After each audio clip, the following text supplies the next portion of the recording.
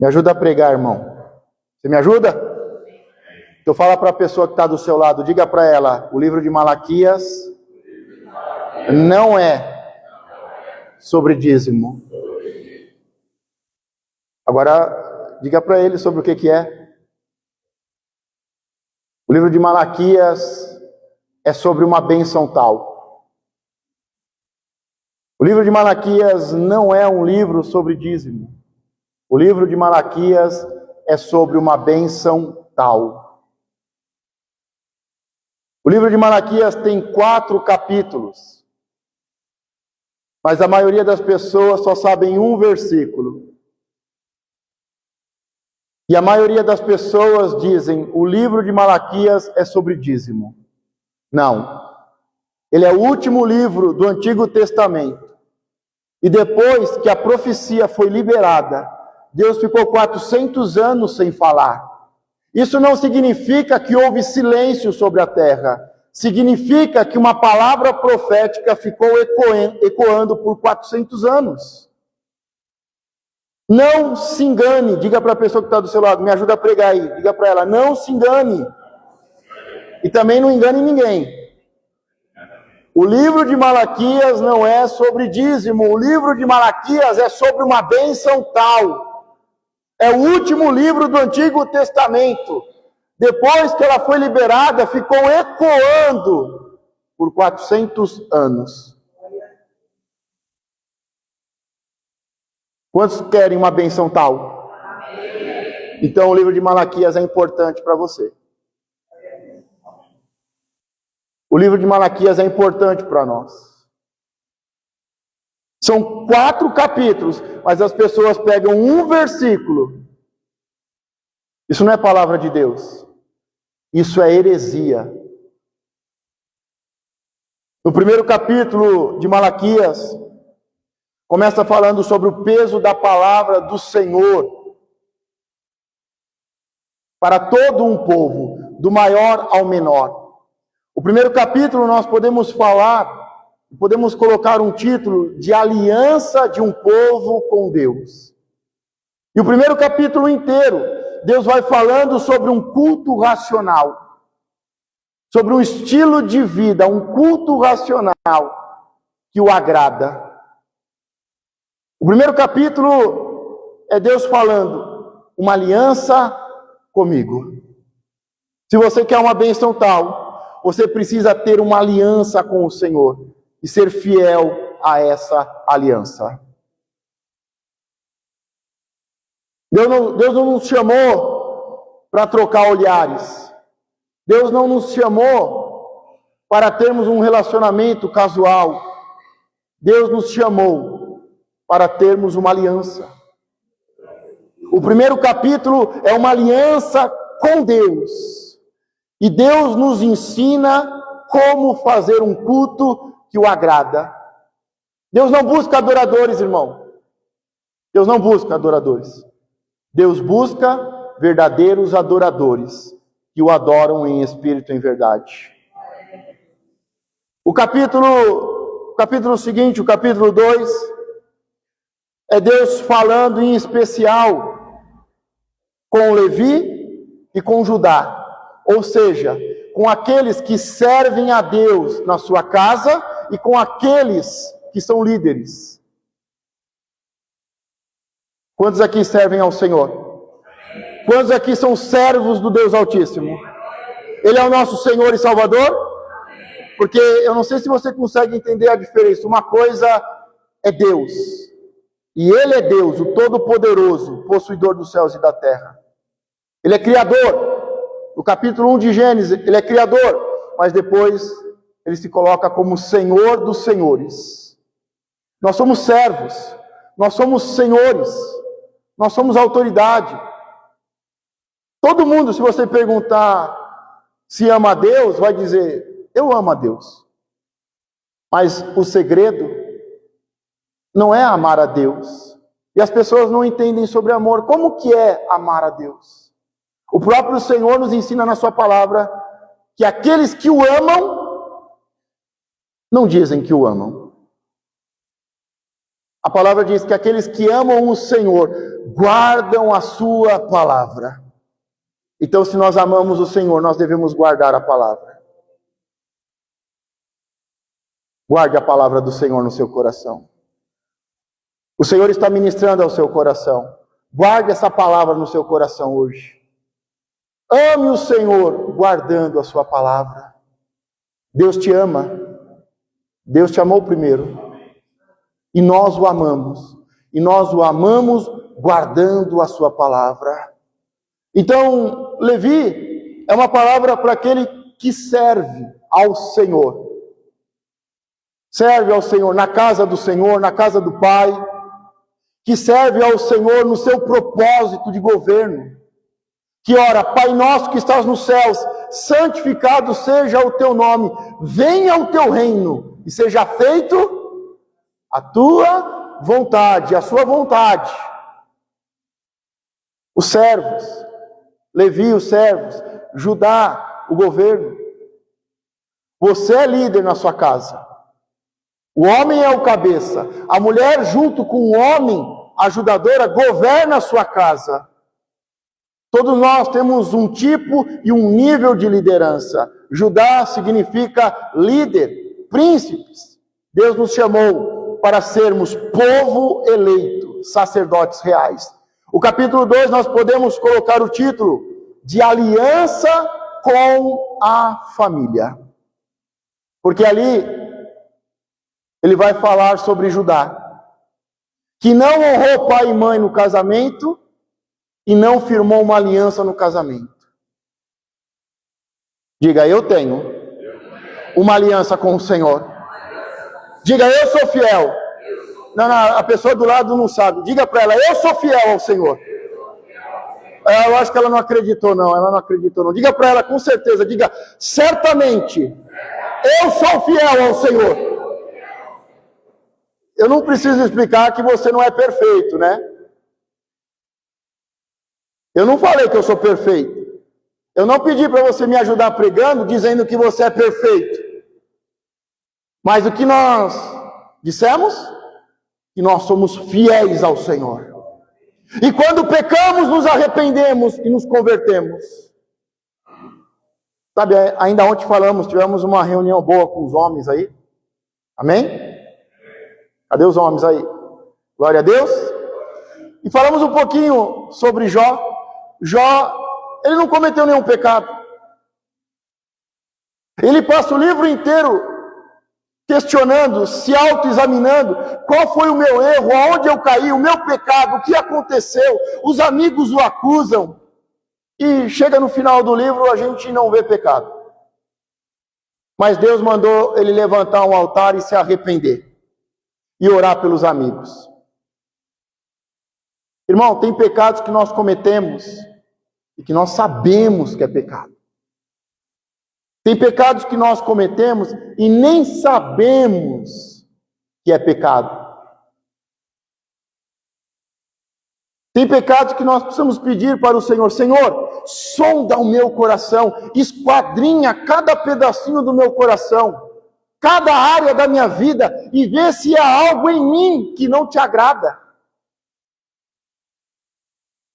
E tem pecados que a gente não vai ter nem consciência.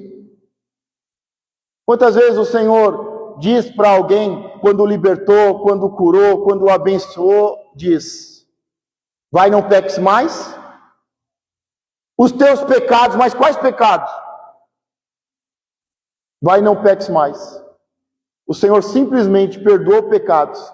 Jó levantou um altar de sacrifício, de arrependimento, de remissão de pecados, como sacerdote para abençoar os seus amigos. Até hoje, Jó está querendo saber qual é o seu pecado. Até hoje, os pastores ficam pregando, porque o pecado de Jó foi esse, porque o pecado de Jó foi aquele. Deus falou que ele era reto, homem temente, que se desvia do mal. O testemunho de Deus é que Jó era uma bênção. Em nenhum momento falou que ele tinha pecado. Em nenhum momento no texto bíblico diz que ele pecou. Mas Deus falou para ele levantar um altar e se arrepender. Então todo santarrão que não peca, que é perfeito, de vez em quando é bom se arrepender para não ter que passar o que Jó passou. Você está entendendo? Tem pecados que nós sabemos que é pecado. E muitos não conseguimos vencer. E só vamos vencer com crescimento, com maturidade, deixando as coisas de menino. Tem pecado que a gente só vence crescendo espiritualmente. Tem pecados que é com arrependimento. Tem pecados que é com crescimento, amadurecimento. Tem pecados que a gente nunca vai encontrar, nunca vai identificar. Mas se nós pedirmos para Deus, sonda, esquadrinha, vê o que há em mim que não te agrada,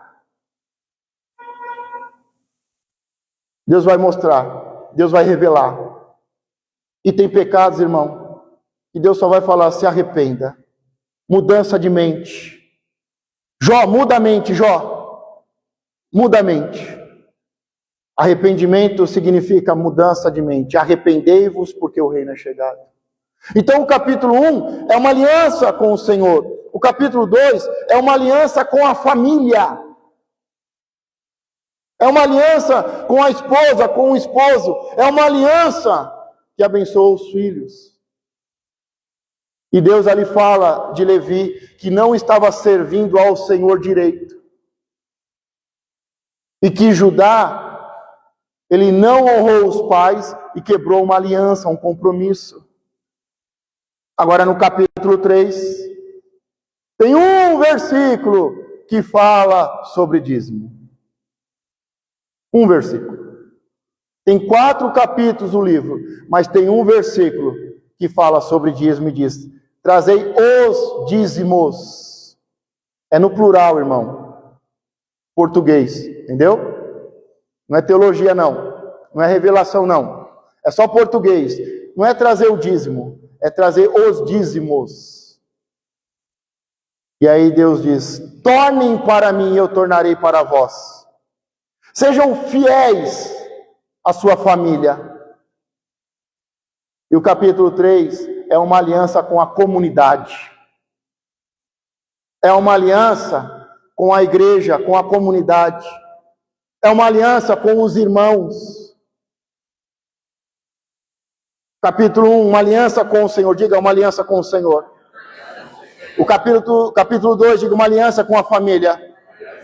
Agora me ajuda a pregar de novo, irmão. Fala para a pessoa do seu lado. Diga, uma aliança com a igreja. Você quer uma bênção tal? Deus está em cada capítulo dando um passo. Eu sei que muita coisa vai ter que mudar. Muito arrependimento, mudança de mente, porque o reino é chegado. Porque hoje as pessoas dizem, eu não preciso de pastor. E na igreja para quê? Era uma das coisas que Deus questiona do povo. Vocês dizem que não é necessário ir à igreja. Vocês reclamam do culto. A terceira aliança é com o pastor. Hoje as pessoas, o crente tem 10 igrejas, 20 pastores, 30 profetas. Irmão, desculpa, eu vou falar a verdade, porque eu posso falar a verdade. Eu preferia colocar o meu nome na boca do sapo do que colocar o meu nome para qualquer louco que se diz crente, profeta, nas redes sociais para ele orar por mim. Mas tem gente, sobe monte, desce monte, vai na esquina, vai na outra, vai nessa, vai naquela, não tem pastor, todo mundo coloca a mão na cabeça. Quando alguém coloca a mão sobre a sua cabeça, é transferência de unção, e unção de vida. Então uma pessoa maldita pode te amaldiçoar colocando a mão sobre a sua cabeça. Irmão, tem tantos relatos, testemunhos de pessoas que quando receberam a imposição de mãos caíram de cama e quase morreram. Tem uma pessoa que eu gosto muito, e ele disse, olha, eu subi no monte para orar, e estava orando, uma pessoa veio e colocou as mãos. Ele falou, eu desci o monte, e eu quase morri. Porque, meu irmão, uma coisa que feiticeiro gosta é de monte. E uma coisa que crente gosta é de igreja. Seja fiel ao Senhor. Seja fiel à sua família. Seja fiel ao seu pastor, à sua comunidade. Sabe, olha a vida de Salomão. Quando ele começou o ministério dele, o governo dele, ele subiu o monte. E ele, como rei, ele não podia sacrificar. Quem sacrificava eram os levitas, o profeta. E a palavra diz que ele sacrificou, porque ele entregou a oferta. Mas quem levantou o altar, quem fez o sacrifício, foi os levitas, o profeta, por ele. E ele entregou tanta oferta, e Deus se manifestou e disse: pode pedir o que você quiser. Ele pediu o quê? Sabedoria para julgar. Só lembrando, o reino de Deus não é comida e nem bebida. O reino de Deus é justiça. Você quer viver o reino de Deus? Você tem que ser uma pessoa justa e fazer justiça para com os necessitados. Ele levanta um altar, sacrifica, Deus se manifesta, diz, pede o que quer. Ele pede sabedoria para julgar, para abençoar o povo. Ele não pediu dinheiro, mas Deus deu dinheiro. Sabe como é que termina também o ministério dele, o governo dele? Ele sobe no monte, entrega ofertas e isso provocou a ira de Deus. Pergunta por quê, pastor? Por que em um momento, no começo, subir no monte foi bênção, e Deus se manifestou e respondeu, e deu muito além do que ele pediu? Ele só pediu sabedoria para abençoar o povo. Deus deu sabedoria, riquezas e honra, e disse, se você seguir o caminho do seu pai, coisa que ele não seguiu, ele não honrou o caminho do pai dele, Davi, Deus falou, se você honrar o seu pai e seguir o caminho de Davi, eu te darei uma vida longa, mas ele não teve. Por que algo no começo foi tão bom e no final foi maldição? Sabe por quê, irmão? Porque ele construiu um templo para Deus. E Deus falou, a oração que eu fizer, a oração que fizerem aqui dentro do templo, eu vou ouvir, vou responder. Irmão, Deus ouve todas as orações, em qualquer lugar. Mas ele garantiu que a oração feita dentro da sua casa seria respondida. Só que Salomão, ao invés de orar ao Senhor, ele sobe de novo ao monte. E aí isso provocou a ira de Deus. Quando você tem pastor, quando você tem igreja, e você vai em lugares que não devia, isso provoca a ira de Deus. Efésios, só por detalhe, Novo Testamento, o próprio Senhor disse, eu desci e eu subi e eu dei a vocês pastores. Eu dei apóstolos, profetas, evangelistas, pastores e mestres. É um dom, é uma dádiva. Ter pastor é um presente de Deus. Só que tem pessoas que rejeitam o pastor. Aquele que deve cuidar de você, te pastorear, te conduzir, te levar a campos verdejantes e águas tranquilas. Aí você diz, não precisa não. Aí vai para o deserto. Aí pergunta, por que minha vida está ruim, pastor? Faço nem ideia. Vamos orar para ver se Deus revela.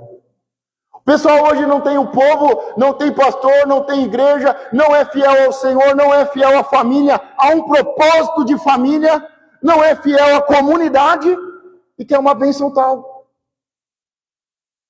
Deus está falando para um povo, do maior ao menor. Vocês querem uma bênção tal, mas vocês não têm aliança. O culto está de qualquer jeito. A família foi abandonada. A comunidade está sendo roubada.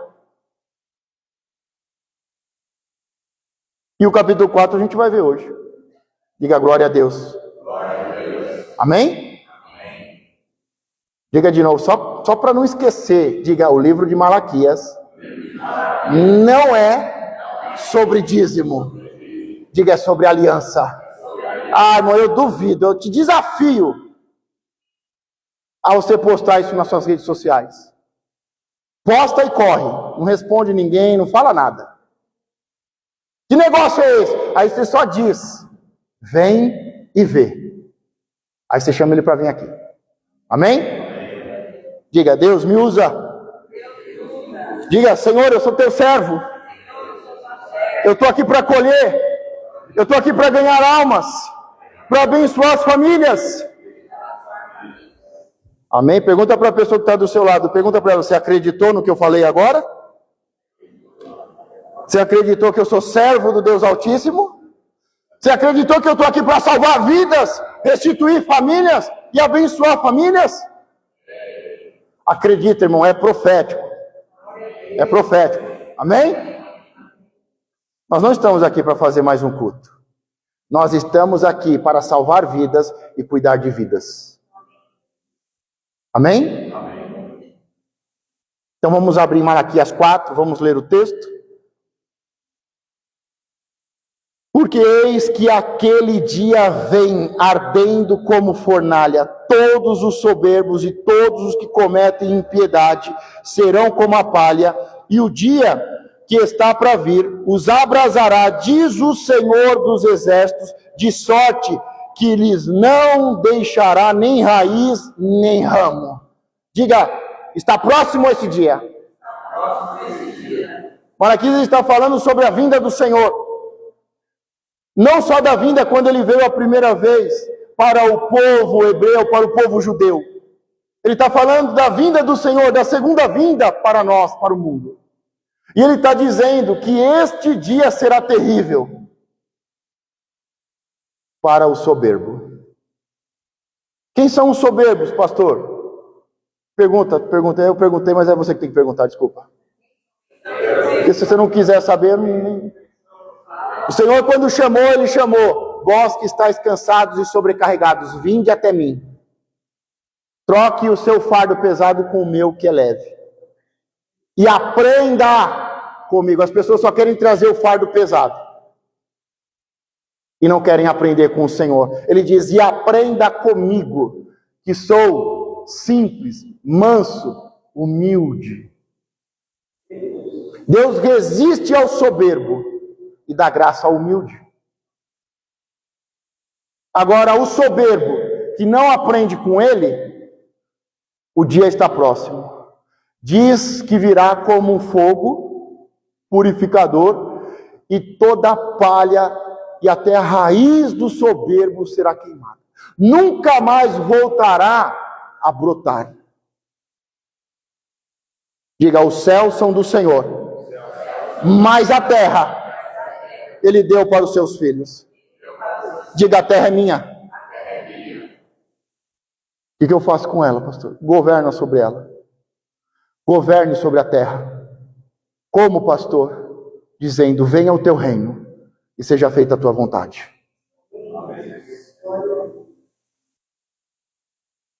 A terra é nossa. Diga, a terra é nossa. Diga, o Senhor vai destruir o ímpio. Vai queimar toda a palha e vai queimar até a raiz. Nunca mais essa terra vai ter soberbo quando o Senhor voltar. Essa terra é para os filhos, é para os simples, mansos e humildes, que aprenderam com Ele e que irão governar com Ele por 1000 anos e depois entrarão na eternidade. Os soberbos serão totalmente destruídos. Amém? Versículo 2. Mas para vós, diga, está falando comigo. Agora é comigo. O anterior eu não sei. O anterior eu não sei se estava falando com você. Às vezes tem um pouquinho de soberba, né? Não sei. Às vezes não quer aprender com o Senhor. Não, esse negócio de dízimo aí eu não quero aprender com a palavra, não. Eu vou aprender com o pessoal que está lá nas redes sociais.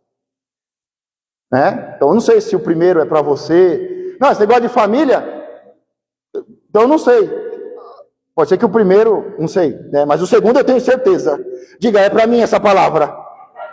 Mas para vós, os que temeis o meu nome, nascerá o sol da justiça, e cura trará nas suas asas, e saireis e saltareis como bezerros de estrebaria. O Senhor está dizendo, quando eu voltar, eu vou libertar vocês como um bezerro que sai de uma estrebaria.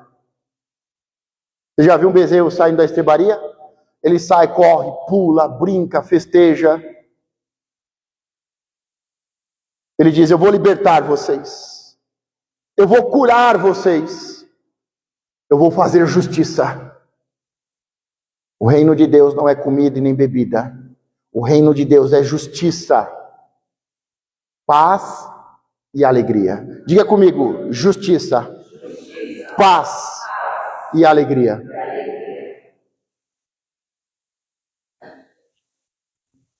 Versículo 3. E pisarei os ímpios, porque se farão cinza debaixo da planta de vossos pés, naquele dia que estou preparando, diz o Senhor dos Exércitos. Primeiro ele diz que vai queimar a palha, vai queimar até a raiz. Depois ele diz que vai colocar os pés sobre eles. A palavra governo significa colocar os pés sobre. Não é à toa que o Senhor diz, onde você colocar a planta do seu pé, te darei por herança. A terra é nossa herança. Você já viu aquelas batalhas que quando um vence, o outro vai lá e coloca o pé em cima dele? Está dizendo, eu governo sobre você, sobre o seu exército e sobre o seu povo. Por isso que o Senhor disse que colocaria Satanás debaixo dos nossos pés. Não tenta colocar não, tá, irmão? Deixa o Senhor colocar, tá? Não vai se meter com coisa errada não, tá? O Senhor colocará Satanás debaixo dos nossos pés. Nós vamos esmagar a serpente. Nós vamos governar sobre essa terra. O primeiro plano de Deus é salvação. O plano do Pai é salvar os filhos. O plano do Filho é governar sobre essa terra. Nós temos que governar sobre essa terra. Esse que é o propósito. Nós não estamos aqui para fazer mais um culto. Nós estamos aqui para salvar os filhos do Senhor e para governarmos sobre essa terra. Diga, eu sou povo eleito, sacerdotes reais. Eu vi que você não falou, abre sua boca e diga, eu sou povo eleito, sacerdotes reais. Nós somos povo eleito, sacerdotes reais, para governar com o Senhor. E Apocalipse diz que Ele nos dará o governo. Aqueles que vencerem, governarão com o Senhor. Pode ser que você só tinha pensado no primeiro plano, na primeira parte do projeto de Deus. O projeto do Deus Pai é te salvar, é fazer você nascer de novo. De alma vivente para espírito vivificante. O primeiro Adão, alma vivente. Mas quando você crê no seu coração e confessa que o Senhor é Salvador, você morre. A alma vivente do primeiro Adão morre. E você se torna espírito vivificante do segundo Adão, o último Jesus Cristo. Pessoal, não sei se você entendeu, mas o seu destino eterno depende do que você fala. A palavra deixa bem claro. Se crer com o coração e com a boca confessar que o Pai sacrificou o Filho por nós para nos salvar, é salvo. Se a sua eternidade depende de uma palavra, de uma confissão, imagine as suas bênçãos. A vida e a morte está na boca. Ainda falava ontem com o pessoal dos homens aí. Cadê os homens? Eita, os homens também. Cadê os homens? Dá um glória forte aí, irmão. Dá. Amém! Ainda falei, como é que se abre a janela dos céus? Aí eu já tinha falado para ele, sabe por que chama mente? Estou falando da cabeça, não estou falando do cérebro. Sabe por que a mente chama mente? Porque ela vai mentir para você. A sua mente mente para você. Quer que eu te prove? A sua mente mentiu para você dizendo que o livro de Malaquias é sobre dízimo. A mente mente. Aí eu perguntei para ele, como é que o céu se abre? Pastor, como é que eu faço para o céu se abrir sobre a minha cabeça? E as bênçãos que já foram liberadas e que já estão no céu, que já foram liberadas sobre... Como é que eu acesso? Você tem que abrir uma outra janela. Para você abrir a janela do céu, você tem que abrir uma outra janela. Para você abrir os céus, você tem que abrir os céus da sua boca. Você precisa falar sobre as suas bênçãos. Você precisa abençoar, abrir a sua boca e dizer. Meu irmão, você não está me... Desculpa, eu vou contar um segredo. Posso contar um segredo para vocês? Vocês não estão me ajudando a pregar. Vocês estão abrindo os céus da sua boca. E quando você abre os céus da sua boca, os céus de Deus se abrem e derrama bênção sobre você. Por isso que é importante você abrir a boca. Porque a vida e a morte não estão em um lugar. Está no poder da palavra. Diga, eu sou uma bênção. Diga, eu não era, mas o Senhor me fez uma bênção. Me abençoou.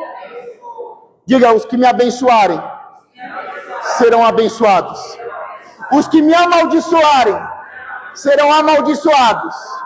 E por intermédio de mim, todas as famílias serão abençoadas. Pois aqui são... Só para eu saber. Só para eu saber. Quantos aqui são filhos de Abraão na fé? Porque a Bíblia diz que nós somos filhos de Abraão na fé. Herdeiros de Abraão e co-herdeiros em Cristo. É essa bênção que Deus colocou sobre Abraão, que está sobre os seus filhos. Diga, tem 7 bênçãos sobre mim. Ah, meu irmão, quem veio aqui na quinta-feira? Amém, que luta, hein, irmão? Pelo amor de Deus. Eu chegando aqui, falei com a pessoa responsável pelo louvor de quinta-feira, eu falei, como é que você está? Eu não estou bem, não. Eu sei quais são os dias que vão ser pesados, irmão. Eu sabia, faz tempo que o meu coração queimava para liberar essa palavra. Faz tempo. Tempo quando eu falo assim, anos.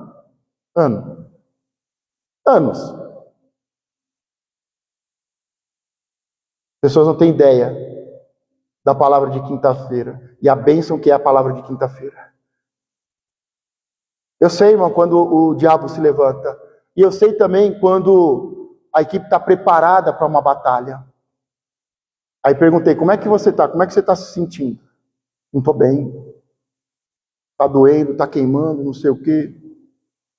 Aí eu falei, não, vai lá.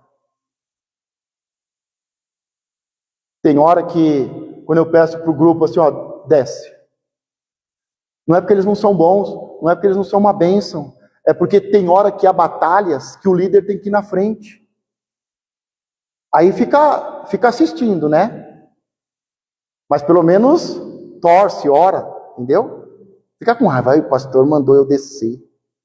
Eu quase falei para a responsável do louvor de quinta, quase falei, olha, fica sentada hoje. Porque eu sei qual é o peso sobre um líder. O grupo sentiu uma oposição, mas não uma pressão. E nós temos que cuidar, nós estamos aqui para cuidar de você. Não é para te limitar, é para cuidar, proteger, abençoar, fazer romper. Davi começou derrubando gigantes, mas depois teve 5 valentes de Davi que derrubou 5 gigantes. Diga, eu vou derrubar gigantes. Eu vou derrubar gigantes. Qual versículo nós estamos, irmão? 4. Lembrai-vos da lei de Moisés, meu servo, que lhe mandei em Horebe, para todo Israel, a saber, estatutos e juízos. Ah, irmão, deixa eu te contar uma coisa, posso te falar? Se eu fosse você, graças a Deus eu não sou. Pensou se tivesse mais de um Marcos? Deus me livre, né? Deus não aguentaria. Se eu fosse você, graças a Deus eu não sou. Mas como seu pastor, eu quero te dar um conselho. Não falte domingo. Porque eu vou ministrar a segunda palavra que mais queima no meu coração para ministrar sobre você. É uma palavra que há anos tem queimado no meu coração. Sabe por que eu estou falando para você? Não falte. Porque tudo vai conspirar, tudo vai se levantar, tudo vai se conspirar para que você não esteja domingo aqui, irmão. Eu sei, quando o inimigo se opõe, quando ele oprime e quando ele possui e leva para outro lugar. Domingo que vem, meu irmão, se eu fosse você, graças a Deus, você não sou, mas eu vou estar aqui. Se estiver bem, se estiver mal, não importa. Dor de barriga, não importa. Eu vou estar aqui. Eu vou estar aqui. Eu só, assim, você não sabe, não quer saber por que Davi é um homem segundo o coração de Deus. Porque um homem que não era nada, que estava atrás das malhadas, um homem que adulterou, que matou um homem fiel, é chamado de um homem segundo o coração de Deus. Eu acho que você nem precisa saber sobre isso, nem é importante. Não, domingo, já falei, domingo. Você é muito apressado. Lembrai-vos da lei de Moisés, meu servo, que lhe mandei em Horebe para todo Israel, a saber, estatutos e juízos. Diga, eu amo o Senhor. Como é que você ama o Senhor? Guardando a sua palavra. 5. Eis que eu vos enviarei o profeta Elias, antes que venha o grande e terrível dia do Senhor. O profeta Elias é um chamado, o profeta Elias é alguém separado, o profeta Elias é uma unção. E qual é a unção de Elias? Pastor, de fazer milagres, de fazer cair fogo do céu, de fazer chover. Não. A unção de Elias é a unção de pai. É a unção apostólica, é a unção profética e apostólica. É passar e colocar a capa e dizer, venha me servir. Ainda falei ontem, cadê os homens? Poxa, aí melhorou, hein?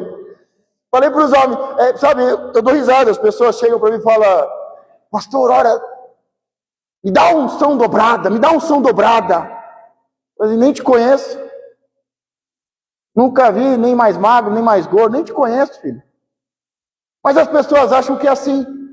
Ora para eu receber unção dobrada. E aí você ora e a unção cai, a unção dobrada. Elias disse, dura coisa, difícil coisa você me pede. E qual era a questão? Ver Elias chegar no final do ministério. Os homens aí vão entender, perecer, que Deus me tome. Né? Mas as pessoas chegam e não servem para nada. E querem unção dobrada. Sabe por que ele pediu unção dobrada? Porque ele serviu por muitos anos o profeta. Imagine, gente, a gente está numa geração que as pessoas dizem, eu não preciso de pastor, e eu adoro a Deus em qualquer lugar do meu jeito. Aí eu chego para você e digo, me sirva. Aí alguns já endemoniou, alguns já manifestou. Se você quer a unção de alguém, você precisa servir ele. Sabe por que Eliseu tem a unção Elias e Eliseu? Por quê? Porque ele serviu o profeta. Ele é conhecido como aquele que servia o profeta, que lavava as mãos, os pés do profeta. Tem pessoa que não serve nada, não serve ninguém, não tem aliança com Deus, não tem aliança com a família, não tem aliança com a comunidade, não tem pastor, adora a Deus em qualquer lugar, de qualquer jeito, e vem pedir, pastor, ora, derrama unção sobre mim. Filho, não é assim que funciona. Eu sei que foi assim que te ensinaram. E é bonito, é emocionante. A pessoa treme, cai, baba, levanta do mesmo jeito.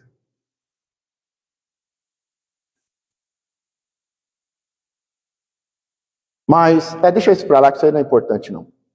Você nem precisa de unção para viver hoje, nem. Para você governar a sua casa, você nem precisa de unção, não precisa não. Não. Para você crescer, para você prosperar, não, nem precisa de unção não, irmão. Precisa não. Até o mundo sabe. Aquele que não serve para ser servido. Aquele que não serve não recebe unção, não tem unção. Mas esquece isso, gente, apaga, esquece.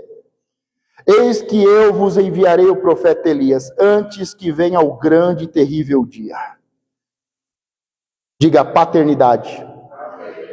Diga identidade. É orar dizendo, Pai Nosso.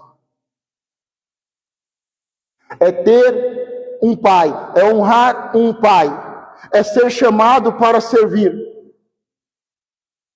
Mas isso aí já é milagre, gente.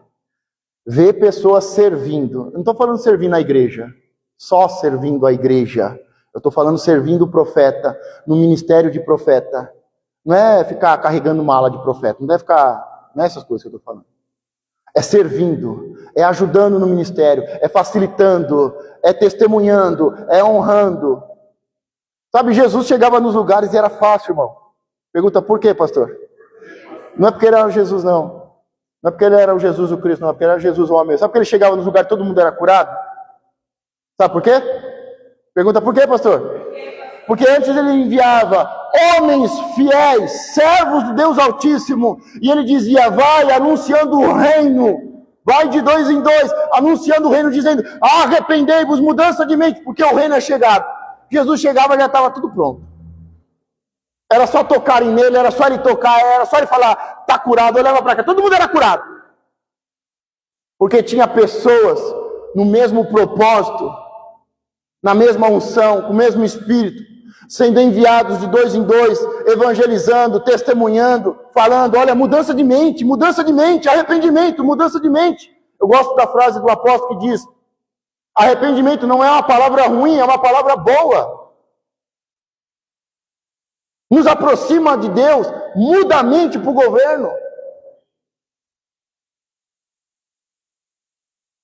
Se você trouxer alguém aqui, gente, para pastor orar, facilita.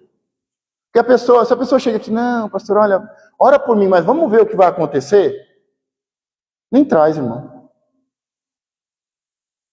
Vamos ver o que vai acontecer. Vamos ver se o pastor hoje está na unção. Ah, pastor, foi Deus que me deu essa doença.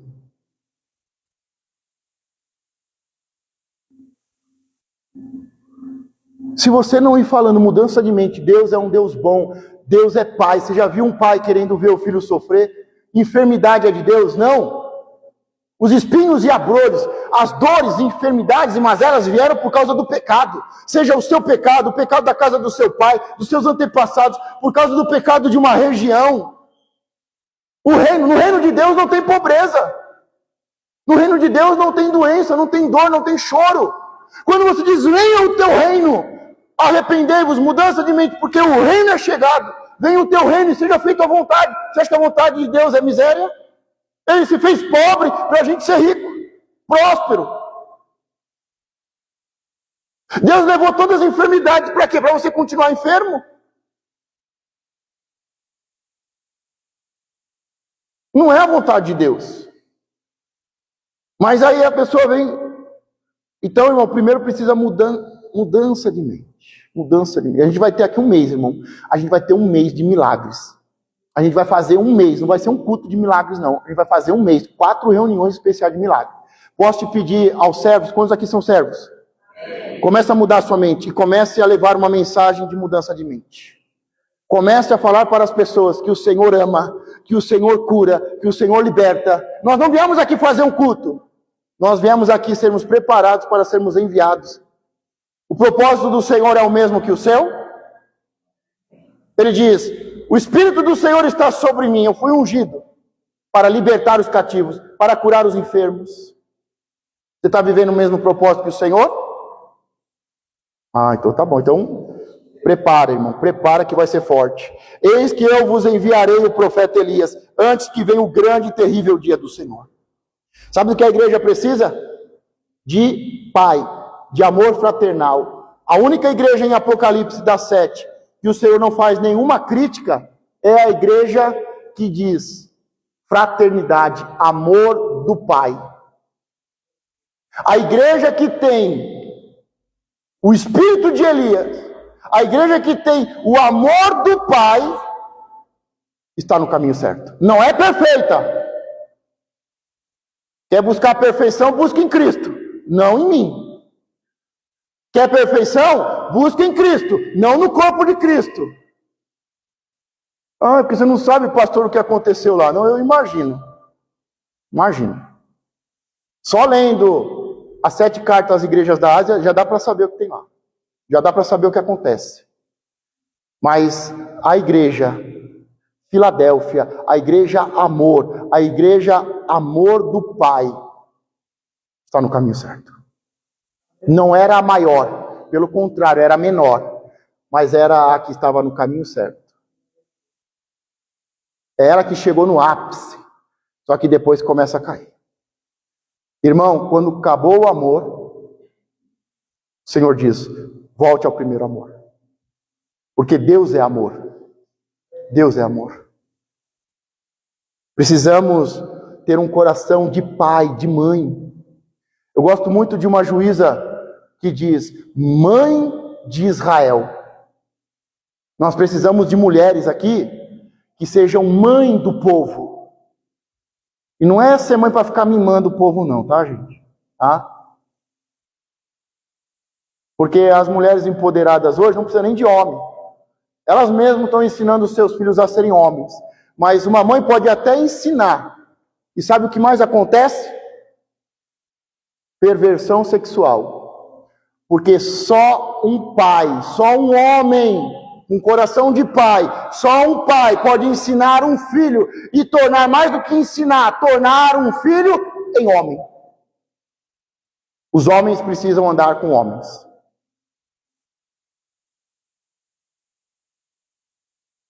As mulheres podem fazer muitas coisas, mas algumas coisas elas nunca vão fazer. E pegar um filho, e pegar esse filho e tornar ele homem, só um outro homem com coração de pai. Maria começou sendo abandonada por José, porque o filho não era dele. Mas o Senhor falou com José, porque o Filho de Deus teve que ter alguém com coração de pai. José não era o pai, mas tinha coração de pai. E ensinou Jesus, o homem, a crescer e amadurecer. Passar todo o processo do desmame, do banquete dos 5 anos, dos 12 anos, de menino para homem, 18 anos, profissão, 30 anos, enviado. O que as mulheres mais precisam dos homens é para cuidar dos filhos. E homens, preste atenção, você precisa cuidar dos seus filhos. Cuidar de filho não é função de mulher, é função do casal. Dependendo do sexo, da idade, tudo, uma hora é mais a mulher, uma hora é mais o homem, todo esse processo, mas isso aí a gente fala mais tarde. Eis que eu vos enviarei o profeta Elias, antes que venha o grande e terrível dia do Senhor. Diga, Senhor, me dá um coração de pai, me dá um coração de mãe, me faz pai de São Mateus, me faz mãe de São Mateus. Começa sendo da tua casa, mas tenha um coração. Só que a grande questão é que isso não se faz por cultura, isso não se faz por religiosidade, isso se faz pelo profético, isso se faz pelo profético, com unção. Tendo uma aliança com o Senhor, tendo uma aliança com a família, tendo uma aliança com a comunidade. Porque está chegando os dias terríveis. E sabe quem vai se livrar? Sabe quem vai ser salvo? Quem vai ser liberto, salvo e liberto deste grande e terrível dia? Diga aos filhos. Diga aos meus filhos. Diga aos filhos dos meus filhos. E ele converterá o coração dos pais aos filhos, e o coração dos filhos aos seus pais, para que venha e não fira a terra com maldição. Se você não quer viver maldições, se você não quer que a sua casa, a sua terra, o lugar que você governa, não tenha maldição, o coração precisa se converter, e ele converterá o coração dos pais aos filhos, e o coração dos filhos aos seus pais, para que eu não venha e fira a terra com maldição. Você sabe que Apocalipse fala das 7 taças da ira. Eu não sei se você sabe, mas tanto em Gênesis fala sobre as taças. Jesus fala sobre as taças, sobre a cidade. E Apocalipse fala sobre as taças, sobre as nações. A ira de Deus vai ser derramada sobre a terra. Os filhos maduros serão levados como primícia e depois voltarão com o Senhor. e todo olho verá. Mas a terra terá muitos filhos que ainda não estão maduros. Então a terra vai ter filhos que ainda não estão preparados para governar, e terá muitos ímpios cercando Israel e perseguindo a igreja de Cristo. E essa taça da ira irá cair sobre a terra, vai afetar toda a terra e os ímpios. Deus não derrama a sua ira sobre um filho. Deus corrige, Deus ensina, Deus corrige e Deus pune um filho. Mas Ele não derrama sobre os seus filhos a taça da ira. Ele não destrói os seus filhos. Deus livra e Ele salva. Mas para isso nós precisamos do profeta Elias. Nós precisamos da unção de Elias. Nós sabemos a história de Elias. Elias e Eliseu. E havia uma promessa que o espírito de Elias, e eu vos enviarei o profeta Elias. Quando Jesus veio a primeira vez para Israel, muitos não entenderam, mas o próprio Jesus disse: João Batista era o profeta Elias. Não é que ele encarnou, reencarnou, seja lá o que for. É que ele tinha a mesma unção, o mesmo espírito de pai. E o pai, a primeira coisa que faz, afoga a rebelião e faz os filhos nascerem de novo e prepara os filhos para seguirem o pai. Quando Jesus veio a primeira vez para Israel, o espírito de Elias veio por intermédio de João Batista. Você pega em Apocalipse, diz que as duas testemunhas, Moisés e Elias, virão como testemunhas sobre a humanidade. Ele vai mandar de novo o espírito de Elias, que está nas duas testemunhas, Moisés para o povo judeu e Elias para nós, como testemunhas para o seu povo e a sua igreja. Antes vai vir esse espírito. Nós precisamos desse espírito. Essa capa, ela passou e foi derramada. Essa capa foi colocada. Quando o Senhor vai tomá-lo, ele sobe. E a unção dobrada não está em uma imposição de mãos, em alguém cair no Espírito. A imposição de mãos e cair no Espírito. A unção dobrada está em a capa cair sobre você. Você tomar a capa e seguir pelo mesmo caminho, abrindo o Rio Jordão. A unção dobrada está para quem está até o final. Para quem acompanha, serve, está até o final e está com a capa, uma cobertura. O Senhor, Ele quer converter corações hoje. Eu não sei qual área da aliança está quebrada. Eu não sei se é a aliança com o Senhor, se você precisa voltar, se você precisa se firmar. Eu não sei se é com a família, se você precisa perdoar. Abraão perdoou e disse: você para um lado, eu para o outro. Mas precisa ter uma aliança com o Senhor, precisa ter uma aliança com a família. Precisamos orar pela família e abençoar as famílias, que todas as famílias sejam abençoadas. Temos que ter uma aliança com a comunidade. Não podemos roubar a obra de Deus, porque o dinheiro é uma ferramenta para que a obra de Deus avance. Não podemos roubar o Senhor nos dízimos e nas ofertas. Temos que entender que o dia está próximo e há um espírito, há uma unção sendo liberada. E para que nós não venhamos viver maldições. Pastor, eu sou crente há tantos anos e tanta maldição. Crente vive maldição mesmo, irmão. Se bobear, crente fica até endemoniado. Recebe oposição, opressão, possessão. Se virar um Acabe, uma Jezabel, se virar um Judas, não tem mais jeito. Se Satanás entrar no coração, não tem mais jeito.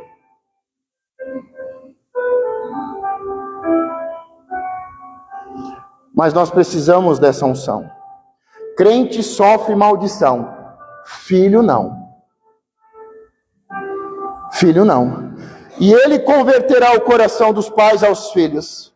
Diga, Senhor, converte o meu coração ao Deus Pai.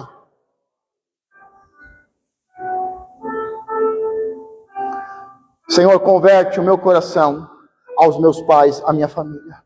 Senhor, converte o meu coração ao corpo de Cristo. O mundo tem a história da mula sem cabeça, e a igreja tem a história da cabeça sem corpo. Sabe o que é uma cabeça sem corpo? É Jezabel. Mas nem vou te mostrar na Bíblia, isso aqui não é importante para agora não. Fica curioso só. O Senhor quer os corações convertidos, e Ele converterá o coração dos pais aos filhos. Feche os seus olhos, comece a pedir, Senhor, converte o meu coração. Converte o meu coração. Converte o meu coração, Senhor. Senhor, converte o coração do povo. Converte o coração do povo, Senhor.